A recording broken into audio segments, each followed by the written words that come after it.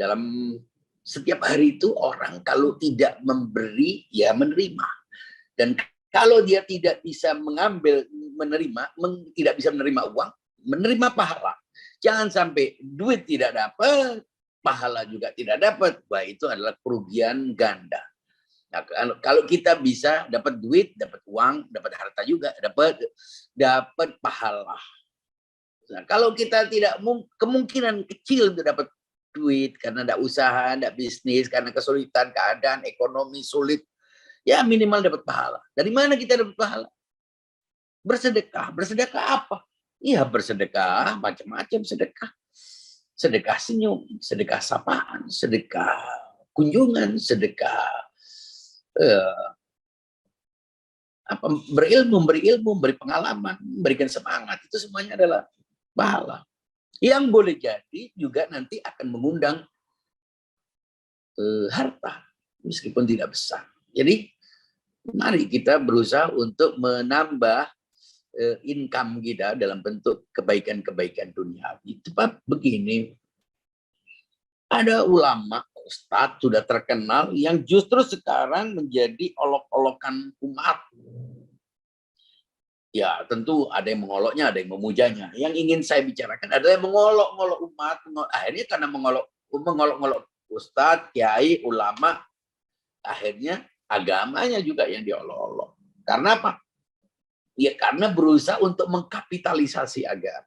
Berusaha untuk menggambarkan bahwa janji Allah dalam Al-Quran, atau janji Nabi dalam hadis, atau apapun yang dijanjikan sebagai upaya untuk mendorong orang berbuat baik, itu akan diganti dengan kelipatan sekian, falahu asyru amsalihah, akan mendapatkan 10 kali lipat dari itu. Itu memang ada dalam Al-Quran. Dan itu dipahami secara letterlek. Dan dipahami secara kuantitatif. Dan disampaikan kepada umat yang sudah terlanjur terdoktrin, umat yang sudah terlanjur tidak menggunakan akalnya, umat yang sudah terintimidasi oleh ketenaran, oleh retorika si ustadz, oleh kebesaran nama ustadz, ya kehilangan kesadaran, kehilangan kehendaknya, kehilangan nalarnya untuk mengambil keputusan. Sehingga kalau dia ngasih motor, berapa kekayaan kamu? Apa yang di dompet kamu? Apa saja? Oh, dia berusaha nanti akan dijanjikan 10 kali lipat. Karena Al-Quran mengatakan itu berarti pasti terjadi. Dia berusaha untuk menggambarkan itu seolah-olah adalah sesuatu yang sudah pasti terjadi. Bahwa Allah menggantikannya dengan 10 kali lipat, itu pasti. Tapi bahwa menggantikannya dengan cara yang itulah yang tidak pasti. Bahwa menggantikannya melalui orang itulah yang tidak pasti. Nah, ini ada upaya mendekonstruksi, berupaya untuk memanipulasi makna janji Allah untuk mengembalikan itu. Untuk mengganti dengan 10 kali lipat itu dengan, pertama, secara duniawi. Kedua, melalui dia. Ini persoalan. Yang pertama, kalau dia menganggap semua kebaikan kita, sumbangan kita, sedekah kita, kebaikan-kebaikan kita itu akan bisa kembali secara duniawi di dunia ini. Jadi kalau kita nyumbang, kita sedekah akan kembali. Loh, bukan juga orang yang mati. Siapa yang tahu? Dan ada sumbangan yang tidak hanya harta. Nah, itu diganti dengan apa? Apakah semuanya harta? Apakah semuanya dirasakan secara instan? Tidak mungkin. Mengapa tidak mungkin? Ya karena buat apa surga? Allah menjanjikan kelipatan itu tidak sekarang. Ya tidak harus sekarang. Kalau semua kebaikan kita lakukan dan pasti diganti oleh Allah. Pasti. Dan kita lakukan kebaikan itu. Ternyata kita tidak mendapatkan, akhirnya kita justru menuduh Allah bohong. Justru menuduh Al-Quran itu bohong. Bisa. Itu kepastian, itu bukan kepastian matematik sebagaimana kita menghitung 2 dikali 2 sama itu matematika dalam pengertian akhirat. Supaya apa? Supaya manusia mau berkorban, mau berderma, supaya manusia tidak kikir, tidak pelit, supaya manusia tidak selfish, tidak egois, tidak rakus. Jadi didorong untuk mendapatkan 10 kali lipat. Dalam bentuk apa? Ketenangan batin, kepatuhan, kesalihan, kemantapan, kejujuran. Itu semua adalah rezeki. Makanya kalau kita di malam Jumat setelah kita membaca doa kumal disuruh baca apa? Allahumma rzuqna taufiq ta'ah. Ya Allah, beri aku karunia ketaatan. Kesuksesan dalam taat. Kesuksesan dalam taat adalah rezeki. Nah, kalau menurut Ustadz kapitalis ini kan duit. Rezeki itu. Dan orang mengharapkan itu. Akibat apa yang dia sampaikan, kampanye-kampanye dan retorika, orang semua berbuat baik seolah-olah bukan karena itu kebaikan, tapi karena feedbacknya, tapi karena keuntungannya. Dan itu menghilangkan makna ibadah, menghilangkan makna sedekah. Jadi tidak semua sedekah apa yang kebaikan kita akan dapatkan di dunia ini. Ada akhirat. Walal akhiratu khairun laka minal ula. Di akhirat itu justru yang lebih baik. Khairun wa abqa. Lebih abadi, lebih suci, lebih mulia dan seterusnya. Itu menggambarkan bahwa apa yang kita terima di dunia ini boleh jadi apa perbuatan kita, kebaikan kita tidak kembali. Sangat besar kemungkinan tidak kembali. Jadi kalau orang dikatakan bersedekah nanti akan nambah dalam bentuk apa? Duit belum tentu. Oh, makin bangkrut banyak. Kedua, kalau orang berbuat baik dan dihitung dengan dunia, nanti akhirnya orang dihitung kesalihannya dari duitnya. Karena kaya, soleh. Karena miskin berarti dia tidak soleh. Dari mana orang diukur dengan itu? Ya Nabi Imam Ali tidak soleh dong. Kalau menurut logika ini. Karena tidak punya duit. Tidak punya deposito. Tidak punya simpanan-simpanan. Ya, kaya dan miskin itu netral. Bisa baik, bisa buruk. Jangan semua orang kalau berbuat baik pasti ada keuntungannya. Dari mana kita tahu? Buat apa akhirat? Berdagang dengan Allah. Itu artinya apa? Berdagang itu memberikannya untuk mendapatkan sesuatu nanti di akhirat.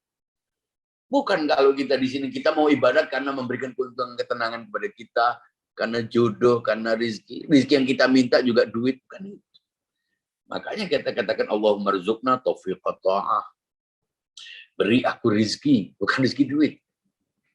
Kesuksesan dalam kepatuhan, wasidqan niyah, dan ketulusan, kejujuran dalam motivasi dalam berniat, wa irfan al-hurmah, dan pengetahuan tentang mana yang haram,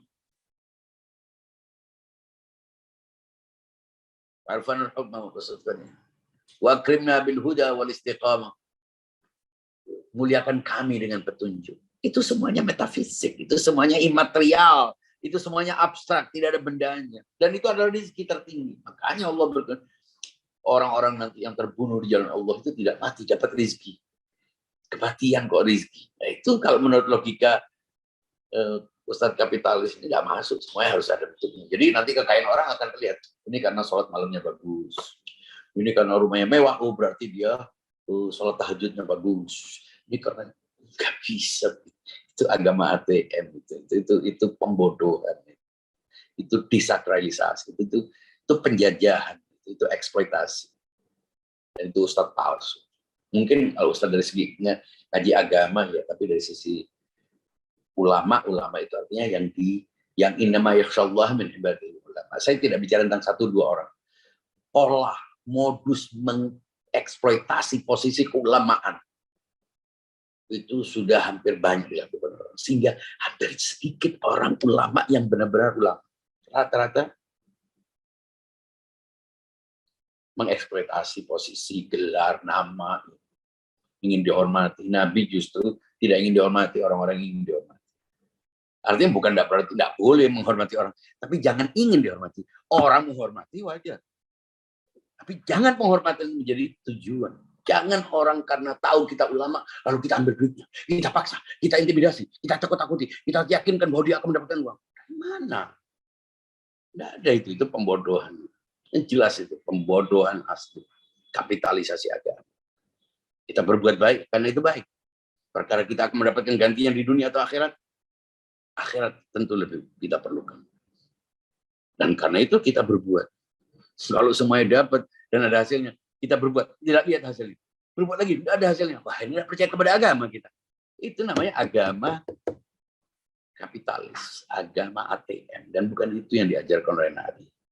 Karena itu kita perlu memahami makna iman, makna amal, makna takwa, sebagaimana disebutkan dalam ayat suci Al-Quran yang harus kita baca, yang saya baca untuk tabarukan pada setiap pertemuan ini. Ya ayyuhalladzina amanu kutiba alaikumushiyamu kama kutiba alal ladzina min qablikum la'allakum tattaqun. Kedua dari yang pertama. Dari mana tahu kalau sedekah itu hanya dari dia? Banyak orang yang justru untuk layak mendapatkan sedekah. Kalaupun kita mau bersedekah. Tapi yang lebih penting dari itu, orang-orang yang diminta duitnya, yang diminta untuk menggandakan uang, itu adalah orang-orang yang justru lebih perlu untuk ditambah modalnya. Bukan diambilnya. Saya ambil ya duitnya ya. Nanti kamu akan dapat mobil ini. Kamu dapat ini, dapat sepeda motor, akan dapat sedan. Sedan apa ini? Ustadz ulama itu harus kelihatan kalem. Dia tidak boleh lebih makmur hidupnya dari kebanyakan orang. Ya harus sama. Nabi suatu saat disebutkan dalam riwayat setelah sholat, tiba-tiba Nabi tidak ikut membaca seperti bagaimana ini disebutkan begitu. Sampai para sahabat katanya yang bermakmum itu heran. Ada apa? Kok tidak sebiasanya Nabi tiba-tiba meninggalkan jamaah setelah sholat. Besoknya ditanya, kenapa? Wahai Nabi, Anda meninggalkan sholat setelah memimpin sholat tiba-tiba langsung pulang. Iya, karena di rumah ada 1 dirham. Nah, emangnya kenapa? Oh, tidak boleh. Di rumah Nabi ada 1 dirham. Tersisa sementara ada orang yang memerlukannya. Buat Nabi tidak boleh. Ya, buat orang lain boleh. Begitu Nabi. Bukan minta orang. Nabi dakwah kepada Islam tidak menjanjikan kemakmuran, kelipatan keuntungan kepada yang kaya, juga tidak menawarkan pengentasan kemiskinan kepada yang memang miskin. Karena kaya dan miskin adalah ikhtiar, proses dinamika alam. Ya kalau memang kausalitas tidak mengantarkannya kepada kekayaan, tidak akan kaya. Walaupun doanya macam-macam. Nah, dia tidak ada usaha, tidak ada apa, tiba-tiba dia jadi kaya. Mustahil. Kasihan orang yang sudah kerja keras. Bisa enggak kaya, malah yang enggak kerja bisa kaya. Enggak mungkin. Allah itu adil dan enggak gampang. Makanya semua harta itu sudah ditetapkan. Katanya begitu kan. Semua rezeki itu sudah ditetapkan. Al-Quran. Wa ma min dabbatin fil ardi illa 'ala Allahi rizquha. Tidak ada apapun yang melekat ini kecuali dapat rezekinya. Tetapi kenapa ada yang sangat miskin? Kalau miskin kaya wajar. Masa semua orang sama? Tapi ada yang sangat miskin tidak patut. Sulit untuk makan. Saya dapat sering keluhan-keluhan, tapi bingung mau ngomong sama siapa. Ada yang, ya Allah, tidak perlu ceritakan, banyak yang korup, apalagi kayanya karena korupsi. Nah, Imam Ali suatu saat ditanya, Imam, disebutkan riwayat, katanya semuanya sudah dibagi, ya. Ya kenapa ada yang sangat miskin, ada yang sangat kaya? Ya karena ada hak orang kaya, hak orang miskin diambil, baik sadar maupun tidak sadar. Artinya tidak mungkin orang kaya, raya, foya, crazy rich, crazy apapun namanya, kalau dia tidak mengambil hak orang lain, entah dengan cara apa. Saya tidak percaya kepada sebuah kekayaan di tengah kesulitan masyarakat, di tengah himpitan keadaan ekonomi, di tengah persaingan yang ketat, di tengah populasi jumlah penduduk yang banyak, bisa hidup kaya raya, mustahil tidak dilakukan secara normal. Ya, bukan berarti saya menganggap semua orang pencuri. Ya, kaya sebatasnya secara rasional, logis, oke. Kaya raya. Tidak mungkin.